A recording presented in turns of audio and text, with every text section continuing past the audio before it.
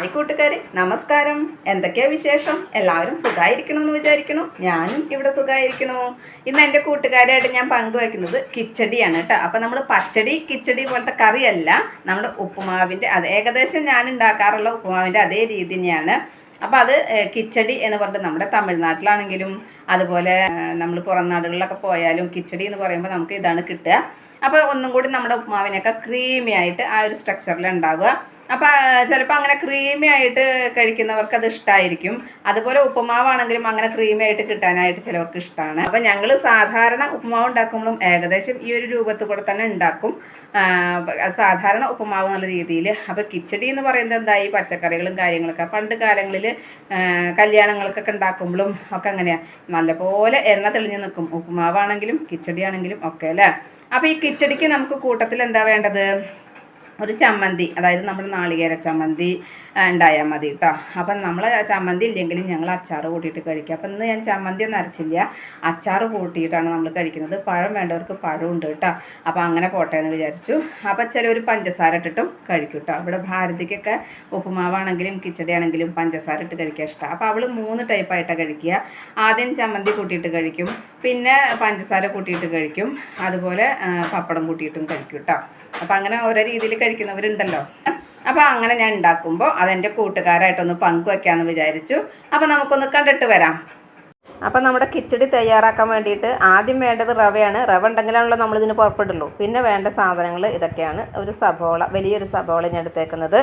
അപ്പോൾ അത് ചെറുതായി അരിഞ്ഞു വെച്ചിട്ടുണ്ട്. ഒരു 3 പച്ചമുളക് നമ്മുടെ വീട്ടിലുണ്ടായത് തന്നെയാണ്, അത് നീളത്തിൽ അരിഞ്ഞു വെച്ചു. അപ്പം നീളത്തിൽ അരിഞ്ഞതിൻ്റെ ഉദ്ദേശം എന്താ വെച്ച് കഴിഞ്ഞാൽ നമുക്കത് വേണ്ടെങ്കിൽ എടുത്ത് കളയാൻ എളുപ്പമാണ്. ചെറുതാക്കി അരിഞ്ഞു കഴിഞ്ഞാൽ അത് ബുദ്ധിമുട്ടാണ്, ബീൻസൊക്കെ ഇടല്ലേ, അപ്പോൾ അത് നമുക്ക് തിരിച്ചറിയില്ല.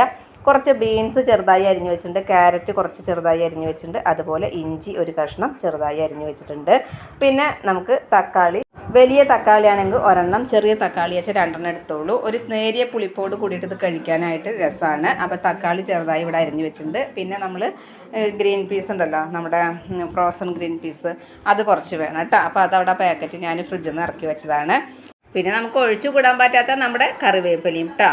ഇനി നമുക്കിതിലേക്ക് വറവിലേക്ക് ആവശ്യമുള്ളത് കുറച്ച് അണ്ടിപ്പരിപ്പ് ആവശ്യമാണ്. അതുപോലെ തന്നെ നമുക്ക് ഉഴുന്ന്, പിന്നെ കടലപ്പരിപ്പ്, അതുപോലെ 2 വറ്റൽമുളക്, പിന്നെ കടുക്. നമ്മൾ എന്ത് വറുത്തിടുമ്പോഴും കടുക് ആവശ്യമാണല്ലോ. അപ്പോൾ ഇതൊക്കെയാണ് വറവിന് ആവശ്യമുള്ള സാധനങ്ങൾ. അപ്പോൾ അതെല്ലാം ഞാൻ ഇവിടെ റെഡിയാക്കി വെച്ചിട്ടുണ്ട്.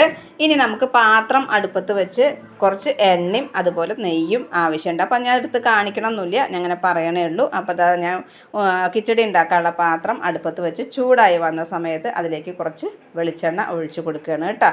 അപ്പോൾ വെളിച്ചെണ്ണ ഒഴിച്ചതിന് ശേഷം നമുക്ക് ഇനി അതിലേക്ക് കുറച്ച് നെയ്യും ചേർക്കാം. നെയ്യും വെളിച്ചെണ്ണയും കൂടിയിട്ടാണ് മിക്സ് ആക്കിയിട്ട് ചെയ്യുന്നത്. അപ്പോൾ ഈ നെയ്യിൻ്റെ ഒരു മണം കിട്ടാനാണ് ആദ്യം ഇങ്ങനെ ചേർക്കുന്നത് കേട്ടോ. അപ്പോൾ നെയ്യും 1 സ്പൂൺ അതിലേക്ക് ചേർത്ത് കൊടുത്തിട്ടുണ്ട്. ഇനി നമ്മൾ വറവിന് ആവശ്യമായ സാധനങ്ങൾ കാണിച്ചില്ലേ, അപ്പോൾ അതാ എണ്ണയും നെയ്യൊക്കെ ചൂടായി വന്നപ്പോൾ അതിലേക്ക് കടുക് ഇട്ട് കൊടുത്തു. കടുക് പൊട്ടിയതിന് ശേഷം നമുക്ക് അതിലേക്ക് ഓരോന്നും വിട്ട് കൊടുക്കാം കേട്ടോ. അപ്പം ഇങ്ങനെ കാണിക്കുന്നുണ്ട്. അപ്പോൾ നമ്മൾ ഇനി അതിലേക്ക് കടലപ്പരിപ്പ് ഇട്ട് കൊടുക്കുകയാണ്. അതുപോലെ തന്നെ പിന്നെ ചേർക്കുന്നത് ഉഴുന്നാണ്. അപ്പോൾ ഇനി ഉഴുന്നോ കടലപ്പരിപ്പോ ഏതാ ആദ്യം നിങ്ങൾ ചെയ്തോളൂ കേട്ടോ, കുഴപ്പമൊന്നുമില്ല. ഇനി അതിലേക്ക് 2 വറ്റൽമുളക് പൊട്ടിച്ചിട്ട് കൊടുക്കുകയാണ്. പിന്നെ ഇനി നമുക്കതിലേക്ക് അണ്ടിപ്പരിപ്പും ചേർത്ത് കൊടുക്കാം. ഈ കടുകും ഇതൊക്കെ പൊട്ടി വന്നതിന് ശേഷം അണ്ടിപ്പരിപ്പും ചേർത്ത് ഒന്ന് ഇളക്കി കൊടുത്ത് നമുക്ക് പച്ചമുളകും കറിവേപ്പിലയും കൂടി ഇട്ട് കൊടുക്കാം. അതൊന്ന് ഇളക്കി കൊടുത്തതിന് ശേഷം നമുക്കതിലേക്ക് ഇഞ്ചി ചേർത്ത് കൊടുക്കാം കേട്ടോ. ചെറുതായി അരിഞ്ഞു വെച്ച ഇഞ്ചിയും ചേർത്ത് കൊടുക്കാം. അതൊക്കെ ഒന്ന് ഇളക്കി കൊടുത്തതിന് ശേഷം നമ്മൾ അരിഞ്ഞു വെച്ച സബോള നമുക്കതിലേക്ക് ചേർത്ത് കൊടുക്കാം. സബോളയും അതിലേക്ക് ഇട്ട് കൊടുത്തതിന് ശേഷം നമുക്ക് പച്ചക്കറികളായ ക്യാരറ്റും ബീൻസും ചെറുതായി അരിഞ്ഞതുണ്ടല്ലോ അതും ചേർത്ത് കൊടുക്കാം. പിന്നെ നമ്മൾ ഗ്രീൻ പീസ് ഇപ്പം തന്നെ ചേർക്കണില്ല, കാരണം സബോളയും പച്ചമുളകും അതുപോലെ ക്യാരറ്റും ബീൻസൊക്കെ ഒന്ന് വെന്ത് വരട്ടെ. ആ വെന്ത് വന്നതിന് ശേഷം നമുക്ക് ഗ്രീൻ പീസ് ചേർത്ത് കൊടുക്കാം. അപ്പോൾ ക്യാരറ്റും ബീൻസും അതിലേക്ക് ഇട്ട് കൊടുത്തു. ക്യാരറ്റ് കുറച്ച് കൂടിയാലും കുഴപ്പമൊന്നുമില്ല, ഇഷ്ടമുള്ളവർക്ക് കേട്ടോ. ഒരു ക്യാരറ്റും അതുപോലെ കുറച്ച് ബീൻസും മാത്രം, 4-5 ബീൻസും മാത്രമാണ് എടുത്തേക്കുന്നത് കേട്ടോ. അതൊക്കെ ഓരോരുത്തരുടെ ഇഷ്ടാനുസരണം ചെയ്യാം കേട്ടോ. ഇനി നമ്മളിതിലേക്ക് ഉപ്പിട്ട് കൊടുക്കുകയാണ്. ഞാൻ പറയാറുണ്ട്, ഇങ്ങനെ ഈ ചേർക്കുന്ന സമയത്ത് അത്യാവശ്യം വേണ്ട ഉപ്പ് ഞാൻ ചേർത്ത് കൊടുക്കാറുണ്ട്. ആ ഉപ്പ് ചേർത്ത് വീണ്ടും ഒന്ന് ഇളക്കി കൊടുക്കുക. ഈ സമയം നമുക്ക് മഞ്ഞൾപ്പൊടി ചേർത്ത് കൊടുക്കാം. കാരണം കിച്ചടി എന്ന് പറയുമ്പോൾ നമ്മൾ കുറച്ചൊരു മഞ്ഞ കളറൊക്കെ തന്നെ ഉണ്ടാവുക. അപ്പോൾ അതുപോലെ ഈ മഞ്ഞൾപ്പൊടിയൊക്കെ ചേർത്ത് കൊടുത്ത് പച്ചമണം പോകുന്നവരൊക്കെ ഇളക്കി കൊടുത്തതിന് ശേഷം നമ്മൾ ചെറുതായി അരിഞ്ഞു വെച്ച തക്കാളി അതിലേക്ക് ചേർത്ത് കൊടുത്ത് വീണ്ടും ഒന്ന് ഇളക്കി കൊടുത്തതിന് ശേഷം നമുക്ക് ഇത് അടച്ച് വെച്ച് വേവിക്കാം കേട്ടോ. ഈ സമയം ഞാൻ വെള്ളം ചേർക്കണില്ല, കുറച്ച് കഴിഞ്ഞിട്ട് ചേർക്കുള്ളൂ. തക്കാളിയും ചേർത്ത് അടച്ച് വെച്ച് വേവിക്കുകയാണ്. അപ്പോൾ തക്കാളി ഇതൊക്കെ ഏകദേശമൊക്കെ ഒന്ന് വെന്ത് വന്നിട്ടുണ്ട്. അപ്പോൾ ഞാൻ ഫ്രോസൺ ഗ്രീൻ പീസ് ചേർത്തു. ഇനി ഈ സമയം കുറച്ച് വെള്ളം ചേർക്കുകയാണ് കേട്ടോ.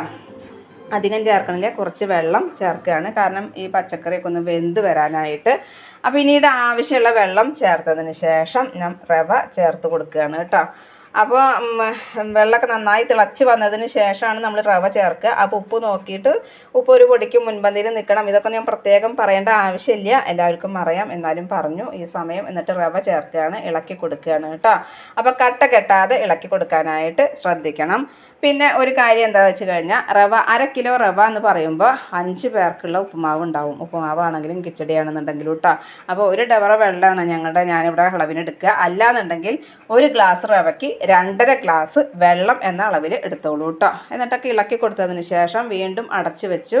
അങ്ങനെ കുറച്ച് സമയം വെച്ചതിന് ശേഷം അതിന് മീതെ നെയ്യ് തൂവി കൊടുക്കുകയാണ് കേട്ടോ. അപ്പോൾ ഇങ്ങനെ അവസാനം നെയ്യ് തൂവി കൊടുക്കുന്ന സമയത്ത് കുറച്ചും കൂടി ആ നെയ്യിൻ്റെ ഒരു സ്മെല്ലൊക്കെ കിട്ടാനായിട്ട് വളരെ നല്ലതാണ്. ഈ സമയം നിങ്ങൾക്ക് മല്ലിയുടെ ഇല ചേർക്കാം കേട്ടോ. മല്ലിയുടെ ഇല എൻ്റെ അടുത്ത് ഇല്ലാത്ത കാരണം ചേർത്തിട്ടില്ല. അപ്പോൾ ആ നെയ്യിൻ്റെയും മല്ലിയുടെ ഇലയൊക്കെ കൂടി പ്രത്യേക മണമാണ്, ടേസ്റ്റുമാണ്. അതുപോലെ ഇതേ കിച്ചടി ഇവിടെ റെഡി ആയിട്ടുണ്ട്. അപ്പോൾ നമ്മുടെ കിച്ചടി എല്ലാവർക്കും ഇഷ്ടമായി ഉണ്ടാവുമെന്ന് വിചാരിക്കണു. ഇങ്ങനെ ഇനി ചമ്മന്തി കൂട്ടിയിട്ട് ഇത് കഴിക്കാം കേട്ടോ. വളരെ ടേസ്റ്റിയാണ്, ഹെൽത്തിയാണ്, നല്ലതാണ് കേട്ടോ. അപ്പോൾ ഈ കിച്ചടി എൻ്റെ കൂട്ടുകാർക്ക് ഇഷ്ടമായി ഉണ്ടാവും എന്ന് വിചാരിക്കണു. ഇത് ഉണ്ടാക്കുന്നവരുണ്ടായിരിക്കാം, അതുപോലെ തന്നെ കഴിച്ചിട്ടുള്ളവരും ഉണ്ടായിരിക്കാം. അപ്പോൾ എന്നാലും ഞാനതൊന്ന് പങ്കുവെച്ചു. ഇന്ന് ഞാനതാണ് ഉണ്ടാക്കിയത്. അപ്പോൾ അത് പങ്കുവെച്ചു എന്ന് മാത്രം. ഉണ്ടാക്കുന്ന കൂട്ടത്തിൽ എനിക്ക് തോന്നി എൻ്റെ കൂട്ടുകാർക്കൊന്ന് പങ്കുവെക്കാമല്ലോ എന്ന്. അപ്പോൾ അതൊന്ന് പങ്കുവെച്ചു കേട്ടോ. അപ്പോൾ ഇന്നത്തെ എൻ്റെ ഈ വിശേഷം എൻ്റെ കൂട്ടുകാർക്ക് ഇഷ്ടമായി ഉണ്ടാവും എന്ന് വിചാരിക്കുന്നു. ഇഷ്ടപ്പെട്ട് കഴിഞ്ഞാൽ ലൈക്ക് ചെയ്യുക, ഷെയർ ചെയ്യുക. അതുപോലെ പുതിയതായി കാണുന്ന ഏതെങ്കിലും കൂട്ടുകാരുണ്ടെങ്കിൽ സബ്സ്ക്രൈബ് ചെയ്യാൻ മറക്കരുതേ. അടുത്തൊരു വിശേഷവുമായി വേഗത്തിൽ വരുന്നതാണ്. അതുവരേക്കും നന്ദി, നമസ്കാരം. നിങ്ങളുടെ സ്വന്തം ജോ. വീണ്ടും കാണാം. Bye, see U.